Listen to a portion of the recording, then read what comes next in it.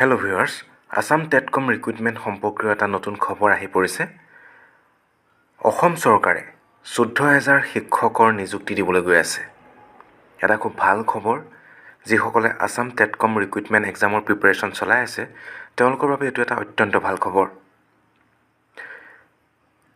ইয়াৰ বাবে online form fill up কেতিয়া start হ'ব, কেতিয়া এক্সামটো অনুষ্ঠিত হ'ব, সেই বিষয়ে এই ভিডিঅ'টোত কিছু আলোচনা কৰা হ'ব।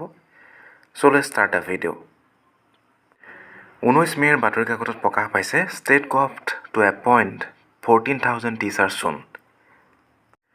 14,000 টিচাৰ বুলি কওঁতে ইয়াত আচলতে LP, UP, high school, higher secondary এই গোটেইখিনি সামৰিহে কোৱা হৈছে 14,000 টিচাৰক নিযুক্তি দিব। ইতিমধ্যে হৈ যোৱা লোকসভা ইলেকশ্যনৰ ৰিজাল্ট ঘোষণা কৰাৰ পিছতে এই 14,000 শিক্ষকৰ নিযুক্তিৰ অনলাইন আবেদন প্ৰক্ৰিয়া আৰম্ভ হৈ যাব। বোধকৰোঁ জুনৰ শেষৰ ফালে অনলাইন আবেদন প্ৰক্ৰিয়া আৰম্ভ হৈ যাব। যিসকলে আছাম টেট অথবা CTET পাছ কৰি থৈছে, তেওঁলোকে অনলাইন যোগে আবেদন কৰিব পাৰিব। জুন মাহতেই ফৰ্ম ফিল আপ আৰম্ভ হ'লে অক্টোবৰ, নৱেম্বৰ তাৰমানে পূজাৰ পিছতেই এক্সামসমূহ অনুষ্ঠিত হ'ব।